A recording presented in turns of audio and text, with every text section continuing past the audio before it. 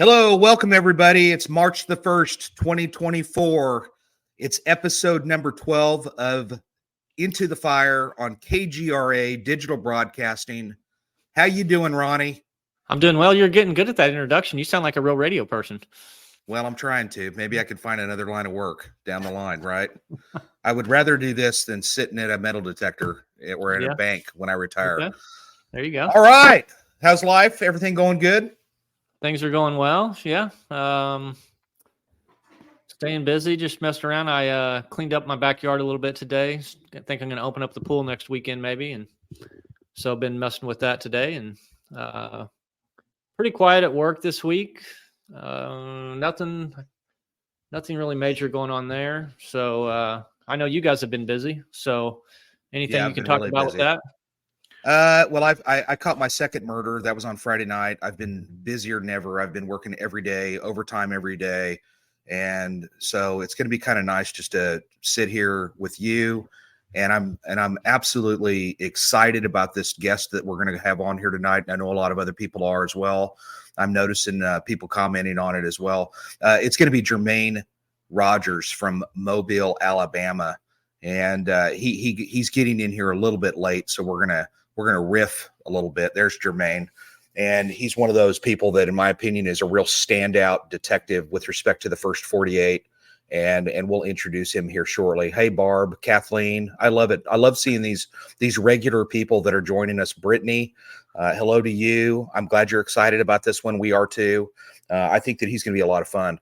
And so I don't know. We've just been incredibly busy, and that's just kind of the way it goes sometimes.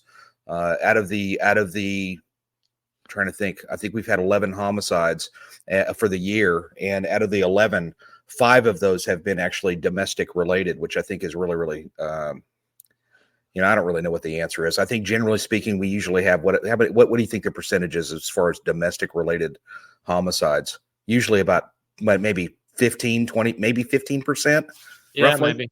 Yeah. It's generally not 50%, but that's just the way it's kind of rolling this year for us here. Love it. Don't forget, to the people that are tuning in here, let us know where you're from, because I love seeing where you're tuning in from, and it's kind of fun for me. I will tell you that it might be next week. I can't remember who the guest is next week, unfortunately, but I know it's either next week or it's going to be in a couple of weeks. We are actually going to have somebody on here. I'm going to save it for a surprise, but we're actually going to have a giveaway, and that's going to be really fun. We're going to give that a shot. And if we really like it, then we may give some more stuff away down the line. They're willing to give us some prizes to give out. And I think that's really a lot of fun. And I want to do more of that if I can, actually. We'll just see how that flies. And we want to be trendsetters. So we want to set the bar really high to where the other shows are they're going to be forced to have to give stuff away too, to stay up, right? That's what we're looking to do. And also, no, go ahead. I was going to say, I see a message from Barb, and no, I am not the bow tie guy. That's Matt Frazier. It's not Ritter either. Matt Frazier, he left before I did. So I think a lot of you guys know that we can see these messages that are coming in. So like Jason has said, just keep sending them in. We can't necessarily answer all of them. And that one caught my eye. There's a ton that they pop in here, and then it just keeps rolling through. Right. So I did see that one, but no, Matt Frazier, not me. And thanks for the what I didn't even catch that. What was it about the bow tie? I hated that bow tie. Yeah, ask if I was the bow tie guy, or is that Ritter? And it's neither of us. No. It's Mr. Matt. Yeah. He does surgical cells now or something like that. Yeah, he does. I did see him not too long ago, and I think Jason, I think you're the one who put me in touch with this last year. There's a charity fundraiser for people with disabilities here in Tulsa. They have a big facility over at 11th and Utica. And last year, me and Matt played a game of horse, and they had a bunch of other people who are known throughout Tulsa playing horse against each other in their basketball gym and raising money for that facility. And the Natalie Cash, local radio personality here, reached out to me again, and I told her I could help out with that. So I think we may be doing that again at some point next month. Yeah. And remember, you guys can follow. Ronnie doesn't have social media. He's just kind of one of those people that doesn't. And it's probably great that you don't. But I do. And I've got a lot of different places that you can reach me. You can follow me. You can ask me questions. And I try to answer every single question that comes my way. Believe it or not, I actually find the time to do that.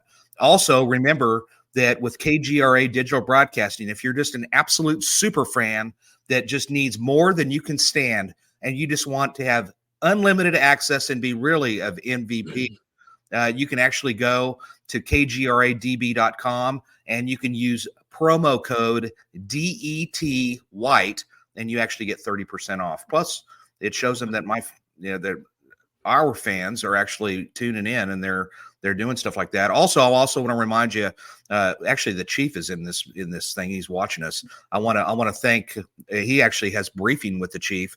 That's Wednesdays at 5 p.m. Eastern time.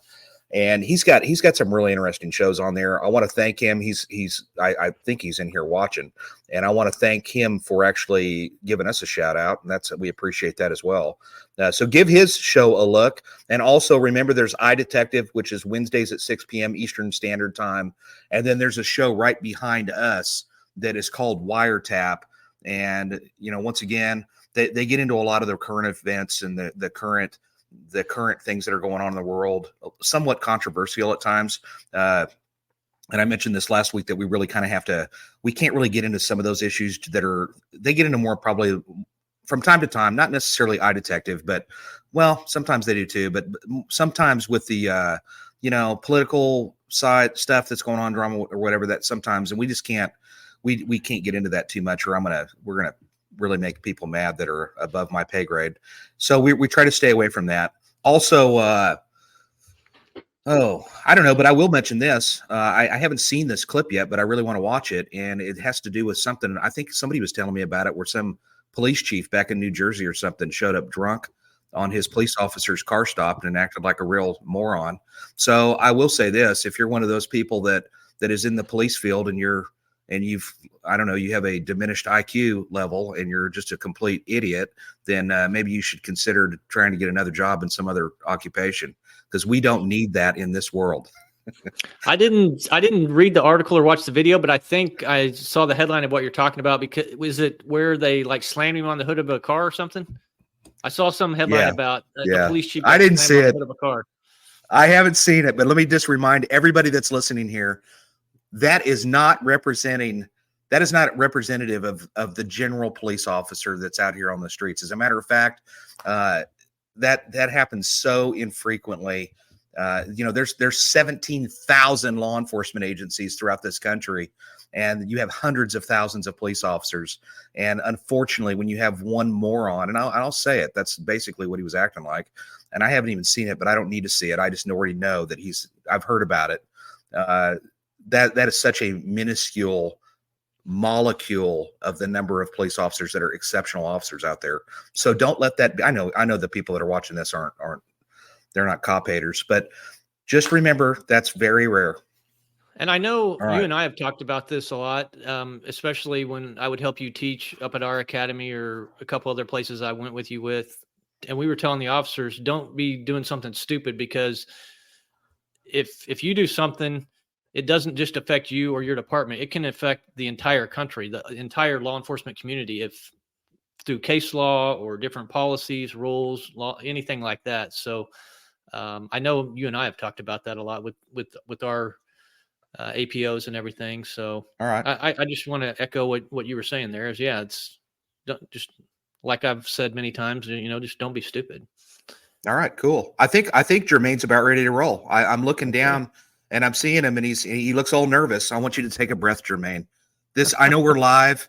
You guys can't see him, but I can see him down here in my screen. Jermaine, it's live, but just relax, buddy. You're going to be great. All right, let's go ahead and introduce him and bring him in. I'm so thankful that he's decided to come in here and help us out. It's Corporal Jermaine Rogers, an absolute standout when it comes to detectives in the world of homicide. I'm proud to know him. I got to meet him. Basically, he was born and raised in Mobile, Alabama, and that is me with the famous Jermaine and Kiki. I like Kiki too, but he grew up playing sports. He attended the University of Louisiana, where he played football, received his bachelor's degree in criminal justice, began working for the Lafayette Parish Sheriff's Office after graduation. And after working for the LPSO for a year, he decided to move back to Mobile, Alabama. A couple of months after moving back to Mobile, he started with the Mobile Police Department in 2012. God, I've been in homicide longer than you've been a cop there. That's good. Well, that says something. It says that how good he is that he's been able to make it to homicide. But his first 3 years on the department was spent in patrol. And during his time in patrol, he was featured on a show that many of you have heard of, which is called Cops. Man, he's been all over. He's been on Cops and the First 48. Holy cow. All right. And then he was transferred to homicide in May of 2016. He spent a short time in the Strategic Initiatives Unit, the Assault and Robbery Unit, and he currently is assigned to the Homicide Unit. And I'm pleased to welcome Jermaine Rogers. Welcome. Welcome to the show. What's up, Jason? What's up, Ronnie? How are you, sir? Look, he rushed to get here. Huh? I rushed to get. I'm literally sweating. I'm wiping away my sweat. My girl and them, they won their championship game. Good. And so nice. That's good. So we'll be heading to Birmingham next weekend to play another game. So nice. Excellent. All right. I love it. Hey, I'm glad you're here. And I'm sitting here. I was reading something about the Lafayette Parish Sheriff's Office. Right. And believe it or not, we actually worked with the new Iberia Police Department recently. They just started their police department like 3 or 4 years ago. Right. And we actually helped them solve a murder. It was really a lot of fun. Wow. But man, it's great to have you here, honestly. And I've told you this before. I am an absolute fan of Mobile Homicide. I really am. I think that I do what? I say I'm a fan of y'all. For sure. Well, I think that your department, I've said this for years, that you guys are like a mini Tulsa. Not that you're any less, okay, but that you're just a smaller team, because you guys work like a team and you've figured it out. Teamwork makes the dream work. Yes. Yes. How many homicide detectives do you guys have there? 4. No. Yeah. So what? Are you guys shorthanded right now or what? So I don't know if y'all remember Glenn Barton. He left. He went to he's working with another agency. So he upgraded, I guess, from us. He's working a federal job now. So that's great. He's working with ATF. So that's pretty much good. That's great. I mean, we're 4 in. I mean, we grind every day. And when you talk about like teamwork, man, I hear about other homicide units not going out as a team to work cases, but man, it's so beneficial to have a team to go out and and just get things done.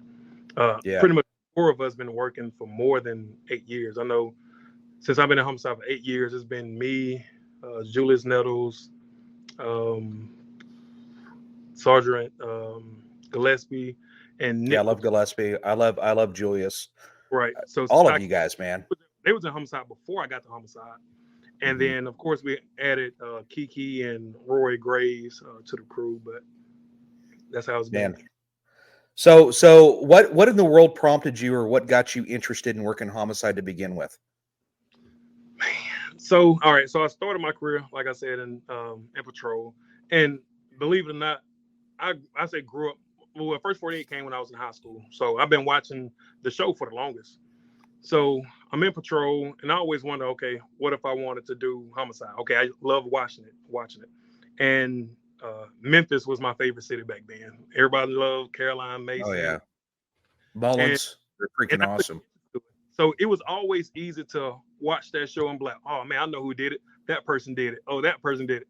TV made it look so easy, and it's not. Like, and people don't realize. People think that we can solve cases just because TV leads you to what the suspect is. So that's the easiest part. But what got me to homicide, I think it was the interest that I took after working in my area that I patrolled. There was nothing but homicide, nothing but death. It was a rough area where I was patrolling.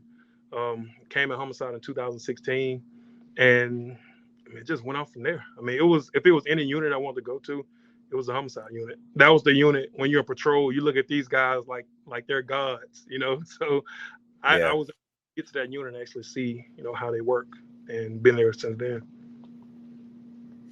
Yeah, I think that's how many great. murders do you guys usually get a year? We've been down recently, probably the last 2 or 3 years. But I think last year we were in our 30s. I think this year, we're at maybe 8 or 9. So, I mean, we're in a city of 210,000. Okay.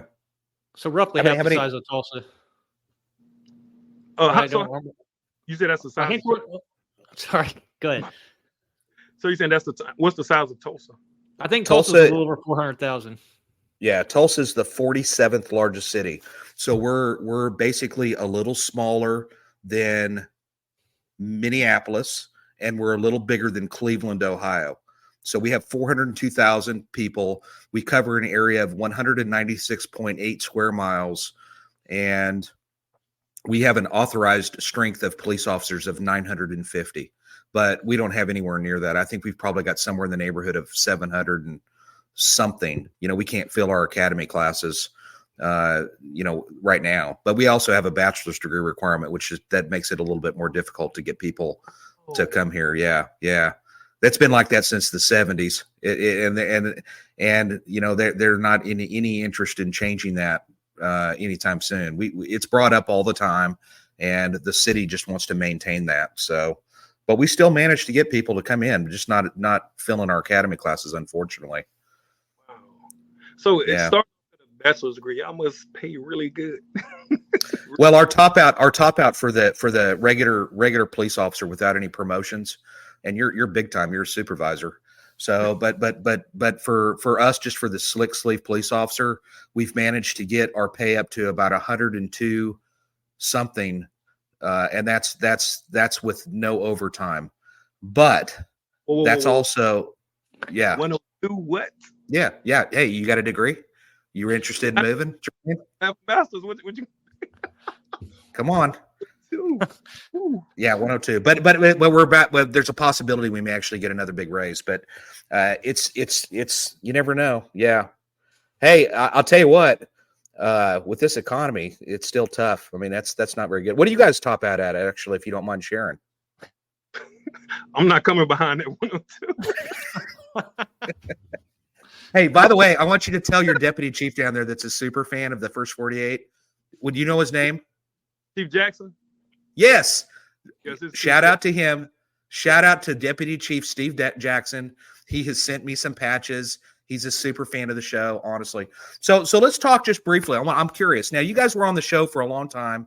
You've experienced what we've experienced. I'm sure you've had people showing up at your office, wanting a tour, wanting to meet you guys, take photos and all that. Well, heck, we experienced when I met you down in Mobile, and I ran in there, and heck, we were getting swarmed, yes. Literally. Yes. Roddy, you wouldn't believe it. We were getting swarmed from people from other parts of the country that were at that restaurant wanting to take pictures with us, which was a ton of fun. And I'm sure you guys get that still to this day from being on the show as long as you guys were. So you guys recently actually, I was there the last day you guys were filming in Mobile, if I'm not mistaken. Correct. And so what was the reason for that? Man, to be honest with you, so I guess I think the last contract we had was 2 years, and then after that 2-year contract, that was it. Not sure why or reason. I mean, they don't come in to us, to the homicide unit, and ask us, hey, this is what we're gonna do. We heard it the same way everybody else heard it through the news, seeing it news and things like that. I mean, filming for 8 years. I mean, I guess they figured out that was enough, but they said we'll probably visit that again soon. So cool. It is possible that they may come back. I mean, they're still here now, of course, following up on open cases that they have with the city now. So, and that was something that I know that we've talked about too, Jason, in the past, that people would ask us similar questions and be like, look, that the New York bigwigs talked to the mayor and the police chief and all that, and they didn't come and ask us for our opinion on it. And then, hey, we're going to have a lunch next week. First 48's coming to town. Oh, okay. Yeah. So most people probably think that's weird that they don't ask the guys who are going to have a camera stuck in their face, all the time, but they don't. So let me tell you. So May of shortly before I got the homicide in May of 2016, I got the word that I was coming to homicide. So I'm excited. I'm ready. I'm like, okay, I'm gonna go to homicide. So I get all my clothes ready, get my tie and stuff ready, my bow tie, my clothes ready. And I'm thinking that I'm gonna start on Monday, so Friday night come. I was like, all right, cool. I'm fit to start homicide come Monday. And then next thing you know, Mother's Day, on that Sunday morning, we get our first homicide. And I'm like, man, I'm thinking I'm supposed to start on Monday. Then I started then. But man, it's exciting. I bought this blue, this blue pea coat before I got the homicide.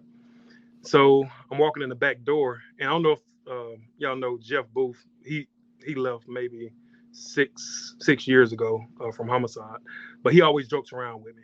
And he's like, I brought this pea coat in. I said, man, look, this is a pea coat I bought, for when I get the homicide.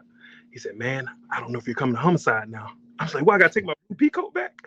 So it was just a joking around with me, man. But it was actually fun though, man. But as far as the show, it helped us a lot on our cases, So now people want to talk to you. They see the work that we put in on the show. Yeah. And they know that we're not just sitting in the office, sitting on our hands and doing things like that. Now they get to visually see how we work, and they want to give information out. Like my Facebook inbox will blow up all the time with information, just because what they see on TV. Yeah. Agreed. When they left, it's was a good it thing. weird? Sorry, Jason. When they left, was it weird that there wasn't a camera following you around? Oh, so we haven't had a camera in a few months, unless it's an open case. But when they first started, I was used to kind of filming with the show Cops for 9 weeks. Yeah. So it wasn't that bad with me. I know other guys had, it was kind of uncomfortable for them to be on camera, but they didn't get in our way at all. I'm not sure if y'all work with like Brandon Bell. Oh yeah. Gordo, Adam. Oh yeah. Well, Adam's an OG. He opened. Yeah, he opened the city. Yeah, Adam is my dog, man. Like, I got to tell you a funny story real quick, Jermaine. So we had Brandon Terrell here for like a minute. All right, the first time he'd ever been to Tulsa. Literally. No, I know. I know this story. We were up in like another town following up on another deal. They put out first of all, he came here thinking, oh, this is going to be nice and easy. I don't think he'd ever been to Tulsa really. And so he's like, yeah, I heard that this is really nice. Dude, we were getting slammed with murders. I mean, it was like he was never going home kind of deal. And me and Ronnie were up in another town, and I ended up being up like real quick. And then it was a gang murder where there's like 100 people at the scene. It's a riot almost, you know what I mean? And I'm like, plus I spilled my freaking icy all over the freaking car. It was brutal. Remember that, Ronnie? It was your car, yeah, I think. You're leaving some little bit out. And Brandon goes, he was going, mother effer. I would rather film in First 48 Juarez than ever come back here to Tulsa again. Oh, he was. What am I leaving out? Is there more? Part of it. So we stopped at a Sonic. So we were up on that other deal, on that other case. We're heading back to town. We stop at a Sonic and they're getting drinks and ice cream or whatever. And this other murder gets toned out, and we're sitting there. Jason's not happy about it because he wasn't really up. Nathan was supposed to be up, and he was getting ready to go on vacation. Oh, Brandon's in the back seat.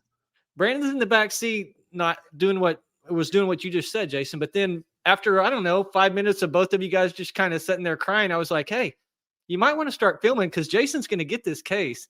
I'm not taking it. It's Nathan's. Yeah. I'm like, no, he's going on vacation. This is yours. And sure enough, we showed up and Jason had to take it. But yeah, it was a very comical scene. Yeah, I was so mad. I really was. I was furious because I hate gang cases. And I'm sure they're not one of your favorites either. They're just difficult. It's tough, man. Those are just hard cases. Yes, it is. And speaking of Brandon, so Brandon came. So what I was trying to get to, so I came in May of 16.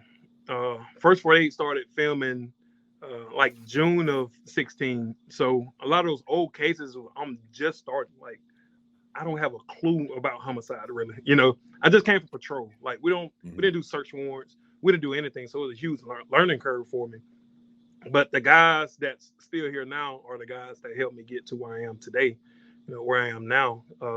If y'all ever watch our interviews or anything like that, and we call it the box that we get in for the interview room, man, I sit back and I had to learn for a while to listen to Julius, listen to Gillespie, listen to Nick and those type guys to actually know how to conduct an interview. But man, though, when I sit back and watch the old episodes, I'm like, man, does it look like I know what I'm doing? Those are the things, because when you go and watch, like, man, I look young, and man, but it was when you look at some of those shows, they're 8 years old. And some people, when I run into them out in the streets, they ask me how my daughter's doing, like how's my newborn doing? Like, well, that episode is like 6 years old, right? So she's 6 years. Yeah. A lot of people think those shows are like a month old. There's 2 episodes that really stand out to me about Mobile. Number one, and it's one of my favorite first 48 episodes of all time, really. And I've been a fan of this show since 2004. But it's arguably my favorite. It's probably my favorite Mobile episode of them all. And that's that missing lady that you guys ended up finding. That her son. Yes. Yeah. Right. Man, the work that you guys put in on that case. And if you're a viewer of this show right now, you need to look for that case, because if you want to see teamwork at its best and a tough case, and you guys just absolutely rocked it on that deal. And to find her, in our world as a homicide detective, that's exactly what that's the kind of case that you're like, it's an epic. That's a career case. And whose case was that? That was Gillespie's case. Okay. Yeah, it was epic, man. I loved that case, and just how you guys worked together on it. I thought it was amazing. Oh, for sure, man. K. Raines was the K. Raines case. So let me tell you a funny story about that. So I'm fresh on homicide. I'm still new to homicide at that point. So they say, hey, Jermaine, go over there and, stake out the house for a second. Like, okay, I ride over there to check out the house. And I'm telling myself, I'm like, man, I think I'm too close. I said, I'm going to put in reverse just maybe a few feet. So I'm thinking I'm behind this bush. Dude, tell me why a suspect walks to the mailbox and looks directly my way. So after he turned and walked away, I put in reverse some more to get back. I'm like, dude, that was a real rookie move that I did, man. Yeah. I didn't know if he spotted me or not, but those are the things I can laugh about now. But man, it was something. The second case that I'm going to mention real quick, and I know that I have no doubt in my mind you get asked about this case a lot, and that's that one where, was it your cousin that got murdered, and you didn't know it until you walked up onto the scene, right? And I'm sure you grew up in Mobile, so I'm sure that it's not the first time that you've ran across somebody that you've known, like growing up. I would assume. So I mean, what was that? If you don't mind sharing, I mean, what was that moment like? I'm sure it was just insane. Right. So with that case, man, we started off in the office, and they're like, hey, we have a homicide off Murphy Road at this service station. So we get over there. I get out.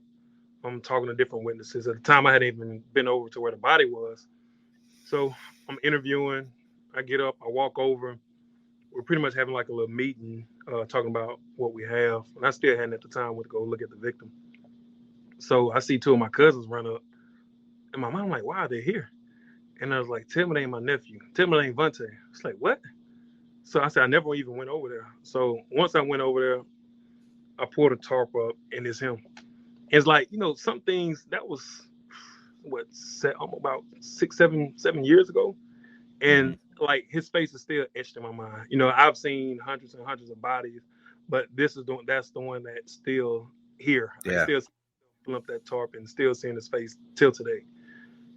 After all the faces I see, doing this job, that one sticks out to me every day. And that's the thing about your unit, the size of your unit. It's not like Mace. It's not like, I mean, you really have to do your thing. And I think that they would have probably had to fight you to keep you from working on that case. Am I right? You're right. I mean, Yeah, absolutely. I mean, and I would have been right there with you if they would have probably tried to say, hey, you may want to sit back on this. But I think that in that case, I think you're going to work. I mean, you're still going to be professional. You're still going to do what needs to be done. But that had to have been incredible. What happened to the killer on that? So he pled and he got 18 years. 18 years, huh? Yeah. Yeah. That was tough. And when you're dealing with witnesses that you're not sure if they're actually going to try to show up to trial or things like that, I mean, that was hard. It was hard, of course, for our family to digest about him getting that amount of time. Yeah, that one was tough. I'll tell you, and you've been raising your nephew. I'm sorry, Ronnie. Go ahead. No, I was just. I mean, if you want to go keep down that road, that's fine. My question, if you get a chance to talk about it, when we were talking about the teamwork that you guys had up here, we have the Fugitive Warrant Squad, basically like a U.S. Marshal task force type thing. Do you guys have anything like that down there that helps you track down witnesses and your suspects, or do you guys have to do that all on your own? About the trial? No, so like when we get a murder, there's a group on TPD that there's, I don't know, six or 8 of them. And I mean, they basically get activated from chasing people who are wanted and will help us track down whatever we need, help on surveillance and stuff like that. Do you guys have any group like that down there? Yeah, we do. We have several units that we can call on. Man, in the beginning of homicides, man, we used to go out and look for our dudes ourselves. Like we didn't call anyone else to come guys. We went out and did it. But like later on, during my homicide career, we pretty much sent other units to go pick up our guys. Yeah. Sorry, Jason. Hey, well, I was just going to say that one of the other things. Hey, I don't even know. I don't even want to get you in trouble for mentioning this, but I ended up sending you guys something back in the day, along with some patches. You remember what I sent you? Hold on. Did it have to do with some rodents? Yes. Yes. Yeah. Is it close to you? Hey. Is it hanging up still or not? Who's? Okay, are we allowed to even speak on that? I don't want to. No, we can. It may be in Gillespie's office, but okay. Look, it was bad in here, man. It was bad. And you know what? I think did Brandon see y'all a picture or something? Do what? Did Brandon? Oh no! I heard you had like a murder board, and what he's talking about, you had a little bit of a rat problem in your office. We did, and it's not even the rats that we would love to be in our office. You know what I'm saying? So that's good right there. You know what I'm saying? And listen, people are hearing this. Hang on a minute, my stupid camera. People are hearing this for the very first time. This has never been made public ever. So I appreciate you talking about it. I think it's funny. Yeah, but I could. It is, but so we had to put traps around or whatever, and but we got the situation under control, and we had like a board, without we had a problem. We had a problem. Dude, I couldn't have been in your office. I mean, I can't deal with rodents or bugs. I would have been gone. There's no way. I even told the camera people. I said when they said, "Oh man, they got all these rats and stuff, and they've been killing them." I'm like, "Are you kidding me?" So when you say not the kind of rats that you want around in the office, were these like aggressive rats? Nah, they weren't.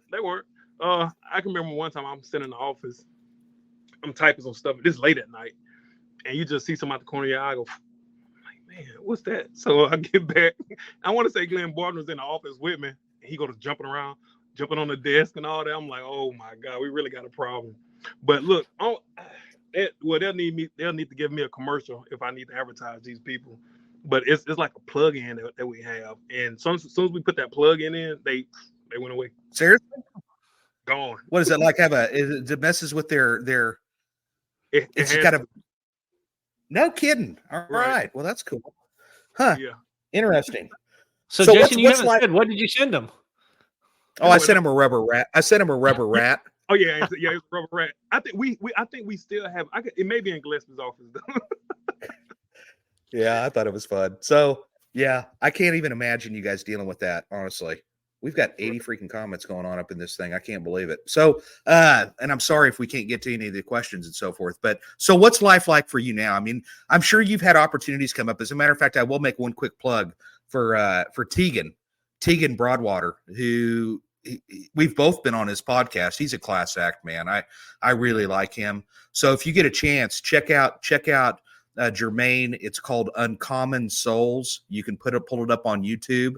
Matter of fact, you can pull mine up too, and give them both a watch. And I watched yours, and actually Tegan reached out to me to get in touch with you, and that's how I ended up kind of getting your contact information. Well, I've been a Facebook friend of yours for a long time, but it's super cool. So what's some other opportunities or things that you got, or things maybe you got some irons in the fire if you're able to talk about it. Maybe you have nothing going on. Maybe you're just super busy. Nothing. Well, I can't say nothing. So I ain't gonna lie. I want to act. I want to put a foot in the door and just get in. Yeah. So I've done one movie. I haven't came out yet. It's called POV. Really? Ready to see what that looks like. So like a speaking park.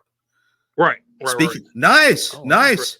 So hey, if they're looking for an old white cop, man, that's all broken down and old, and they need one, then you know where to find one. so they have me playing this detective. It's like I don't want to be a detective anymore. I want to be something else. But in that one, I'm a detective. Actually, the city has something going on that's pretty nice.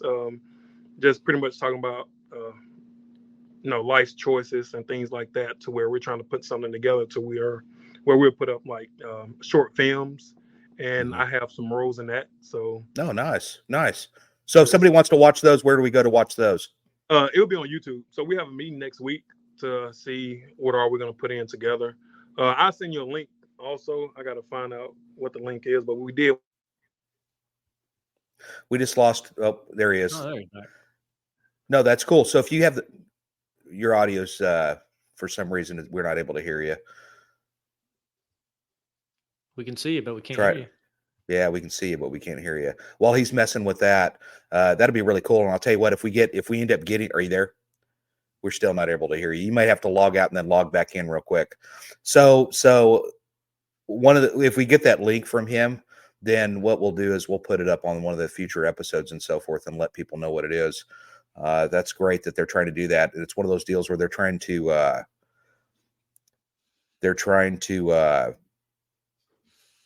interact with the public. Yeah, man, that's what it is. I mean, it's basically building relationships with the public. For the people that are listening here, let me just give you a little secret. You've already heard one secret about the rats in Mobile. They don't have a rat problem anymore, so don't worry. You can go down there. Don't worry. But they've rectified that problem. But the second thing is that we as the police, if we have to build partnerships with the community, man. If we can't do that, then we're wasting our time, because we solve the vast majority of our cases on talking to people. And that's just basically how that works. I don't know if he's on the private chat or whatever, but he may have to end up logging out and then coming back. But Amanda will deal with him. She'll have to call him and figure out what the problem is, I'm sure. So, all right. We're going to... Along the lines of what you were just saying, Jason, and we've probably talked about this before on this, but a lot of people, I think, because of movies and TVs, think that the vast majority of these cases are getting solved because of fingerprints and DNA and ballistic information and just instant, we have this magic machine in our hands that we can know who touched this or did that. And as you said, the vast majority of the progress we make on these cases is from talking to people, convincing people, as you like to say, to do the right thing. And we're, I think, really fortunate in Tulsa that we have the community's support and help a lot of times. Yeah. Welcome back, Jermaine. Hey, I forgot what else. So yeah, go ahead.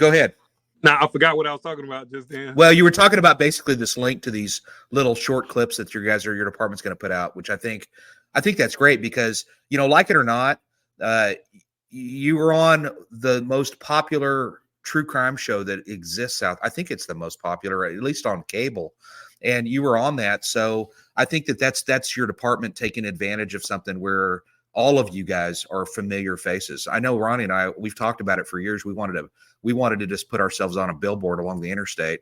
And like, I'm serious, if you have information, don't forget who to call, that kind of stuff. Right. And we actually looked into seeing, I don't know if we ever called, but we thought, it was going to be in the more seedy areas. But I mean, I don't even think we were going to ask for permission. We were just going to do it. No, we were just going to do it and just see what happened. But all right, so you're going to be. Yeah, go ahead, Ronnie.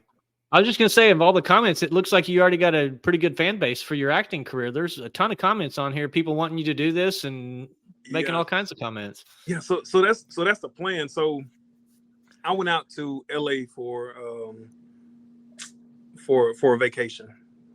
So I get there, we're Ubering, and of course everybody wants to be in LA to get their acting thing going, all of that. So it was me, my wife, and like 4 to 6 of our other friends, and we're about to get into this Uber. So we didn't have any mask or anything. So the driver gets out.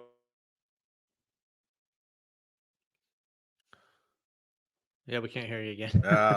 That's all right. Do whatever you did the last time and come back, because I want to hear about this, and maybe he's going to give us the roadmap of how to be big and famous. Who is is it Andrew Takeuchi? Isn't he out in the LA area, the camera guy? Yeah. Andrew's one of my favorite camera people. With him. Yeah, and by the way, guess who's coming to town to do a little fill-in stint, and it's going to be Kip. Kip is arguably he's in my top 5 camera people of all time. I love this guy. He films on Naked and Afraid, a mother load, and we're talking like in Africa, in some of the worst places that they actually send contestants. And I call him bad a couple times. Yeah, right? I call him like, I don't know about bit, but I know that he says that it's not quite as dangerous as they show on the, if you're going to do it, matter of fact, if you're going to do Naked and Afraid and you want to try to do that, then if you're going to do it, that's the best way to do it, because they actually have people that are standing by, and in case you get injured or something bad happens, that kind of a thing. But, I don't know. It's not for me, man. I'm not doing it. But you need to get him to play his bass for you. I don't think he's ever brought that up to the office. And no, he the one who he played for that band? No, he opened for the Doobie Brothers. Yeah. He was in a band that opened for the Doobie Brothers, so he's kind of cool. I love me some Kip. He's one of my buds. But anyway, so hopefully he gets back on here, because I really want to ask him a couple more questions before he gets off. Anybody have any good questions for Jermaine? Maybe we can. Barb's asking, what are we drinking? Well, right now I'm drinking unsweet tea. Here, really quick after that, I might start. I don't know what I'm going to drink, but I'm going to probably drink something, and I might do that. I just have water in my Bicycles of Tulsa water bottle here, so yeah, nothing crazy for me. Yeah, Wi-Fi gods have it out for Jermaine, apparently. Yeah, and I'll tell you something. So just for the people, we'll tell you a couple of additional things about the first 48. Number one, the cities do not make any money when it comes to the first 48. Believe it or not, we don't make any money. So the reason to have that show on there is for recruitment. That's what it is. It's simply because of recruitment. And I don't know if it really works or not. I'll be teaching at the Academy Monday and Tuesday all day, 16 hours of Jason White. Can you imagine? I mean, how incredible is that going to be for those young cops? But they're going to get 16 hours of me that they'll never forget. And it's death investigations and interview and interrogation. And I should ask them. Matter of fact, half of them don't even watch theirs, Jermaine. Thank God. I don't know how. All right, there he goes. There he is. I think don't worry about it. I think we're good. Okay, so tell me. So you went out to LA. You're doing your thing. What happened out there? Yeah, so getting an Uber. So I'm in Uber. So I'm in the Uber. I get to LA. So we're out. Actually, I'm outside the Uber. So we're standing outside. We're about to get in. So the driver gets out, to put some of our things inside the car. He's like, "Well, I'm sorry, y'all can't get in. Y'all don't have any masks." So I'm standing in the back. It's like, man. So it's like everybody start moving around. Then next thing you know, the driver comes over to me. He's like, "Hey, I know you. I saw you on TV. He's like, you know what? Y'all don't have to worry about a mask. Don't worry about a mask. Come on. Hey, I got to tell you something, Jermaine. Is that it? No. So we get in the Uber. We're on the highway, and he's just talking. He's like, man, he's like, look. So then he shows me he was like an extra for the Fat Albert show. So he was just showing me like he was doing all the skateboard things and all that. I'm like, man, I said, that's nice, man. He said, look, he said, you would have a time, he said, you wouldn't have a hard time, coming out to LA and getting your thing on. He's like, you already have a foot in the door. I was like, oh, really? So I just been thinking about that the entire time. Yeah, right. Yeah. Like, man, I would love to be in somebody's studio. That'd be nice. For sure. Yeah, right. I don't know that we necessarily got our foot in the door kind of thing, but it has opened up. It has opened up to where you do know some people in different places and things like that, which is kind of neat. But yeah, that's cool. I forgot what I was going to say. There was something I was going to mention. I'll say I had a small little part on a movie there. A local attorney in town, Brett Schwab, his son, John Schwab, makes movies, and he asked me and Mike Elliott and Jesse McNeil, a couple cops here on Tulsa, to be some extras, and it was a crime drama called Make Me a Martyr. And I did have a speaking part, but that got cut. So you just see me, and I think it was Jesse dragging this guy through the old city jail and putting him in an interrogation room, and then we stand behind the door. So I don't. that was okay. My 15 minutes of fame there. I didn't have any speaking roles. Okay, I got to tell you. All right, so I did remember now. So I was in Phoenix, Arizona. While I'm in Phoenix, I needed to get a rental car, and there was some kind of a huge thing going on in Phoenix. Might have been the Barrett auction or something, the Barrett Classic Car Auction, something like that. And so there was like a shortage of rental cars or whatever.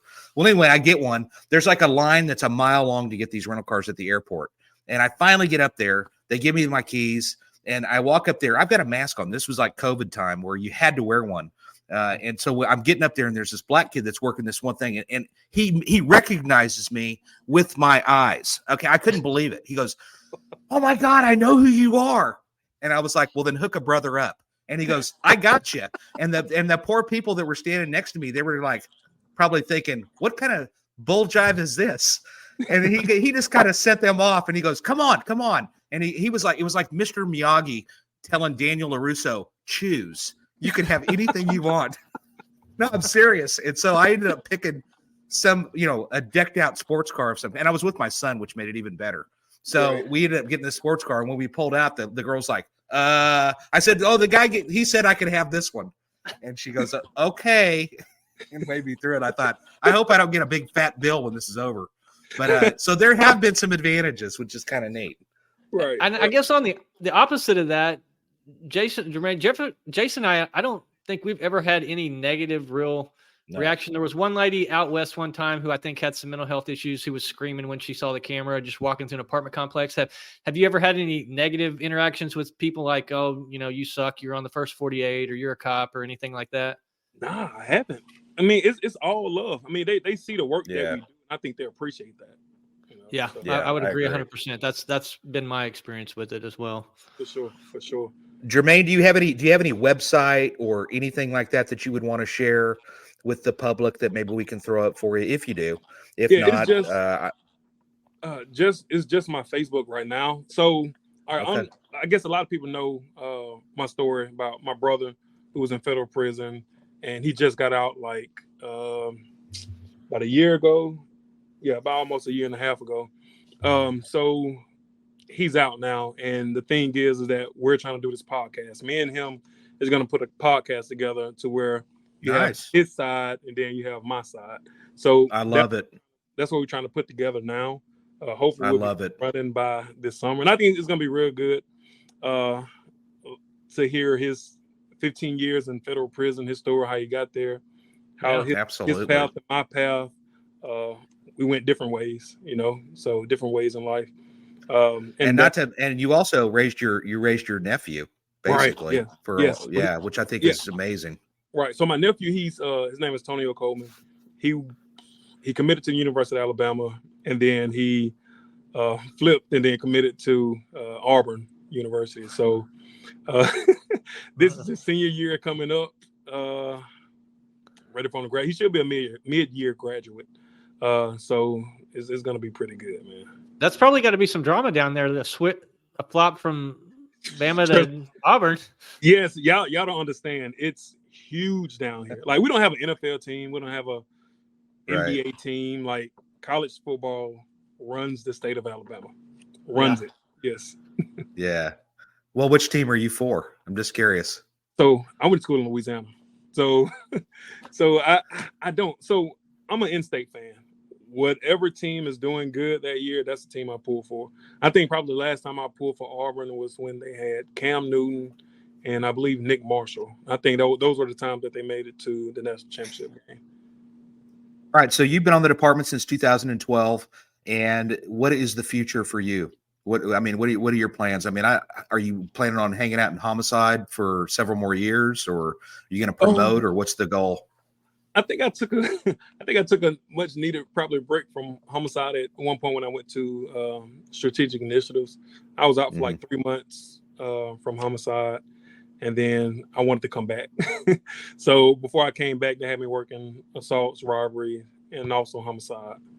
So I just had to get back to it. For some reason, when you leave, like, okay, I really miss it, man. So I need to get back. Yeah. I got back to it.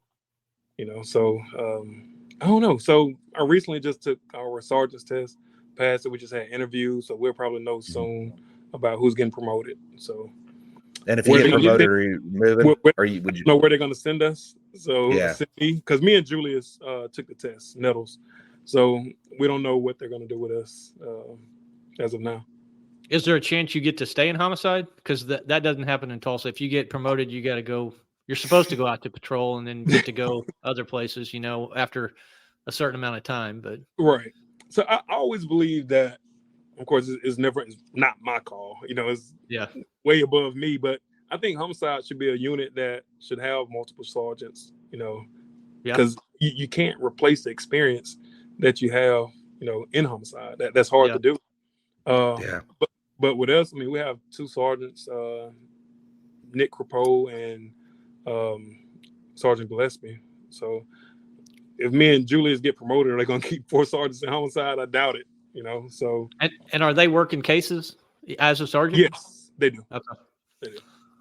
Well, Deputy Chief Jackson's a man in a high place. He can make it happen probably if he really needs to be there, right? Jason, I need you to put in a word for me, man. I need you to put in a word. You and Ronnie get I will. Oh, Assistant Chief Jackson. He messaged me. He was super upset that I didn't holler at him when I was down there seeing you guys. Right. And I said, I'm sorry. The next time I will definitely call him. And so we're about ready to hit the wall here. We're at 53 minutes. Jermaine, I can't thank you enough, buddy, for coming on here. This is just our 12th episode. And we're one of the biggest podcasts they've ever had in the universe. So we're really making. I know, it's amazing, isn't it? So we're still learning and so forth. So if there's anything we can do for you, or to you know, if you have any questions for us, as you know, etc., that we might be able to help you with. I don't know that we could, but we're open and available to you. You have a friend in Tulsa. You better come up here one of these days so we can go out. We've been trying to get a float to be in a parade and have y'all to come down to. Oh yeah, home of Mardi Gras. Done. Have to come to Mobile, Alabama. You have to. Okay, done. We'll make it happen. I've never been to a Mardi Gras. And by the way, the Mardi Gras started in Mobile. Started. That's the originating place for it. Yes. So that's how, Jermaine. Let's make that happen. That would be a ton of fun, and I would do that. I would drive down there for that. I will send y'all the Mardi Gras schedule for next year. Ronnie, I need you in Mobile. Jason, I need you in Mobile for Mardi Gras. I don't know if y'all been to New Orleans Mardi Gras before. No, I'm too scared to go to. New Good. Orleans. So come to Mobile. And we don't like. I'd rather go to Mobile. 2 hours from New Orleans, so y'all just come on over, drive down to Mobile. Perfect. That would be a once in a lifetime experience. Believe me, I would love it. Let's make it happen. Let's stay in touch. Yeah. Good luck in your podcast, man. Keep me updated. You mind me giving me a shout out? I want to get a shout out to go ahead. Steph, or is it Chef Steph? Stephanie, maybe. She I think she's a huge fan of First 38. All the absolutely. Man, I just want to get a shout out to her. So absolutely. And who he's talking about is he's talking about the one that runs the First 48 Facebook page. And so, Right. well, we got to get off of here, man. I'm telling you, we'll probably have you on again, man. I'm seriously. Oh, definitely. I loved it. There's Steph right there. She's here. There she goes. Hello, Steph. All right, check Hey, out the Steph. First 48 Citizens page. They always do a really good job for us. We got to get off here so Amanda can take off. Thanks a lot, Jermaine. All I right. appreciate you. Thanks, sir. We'll see you. Go All ahead right. and you can see y'all. Catch us next week.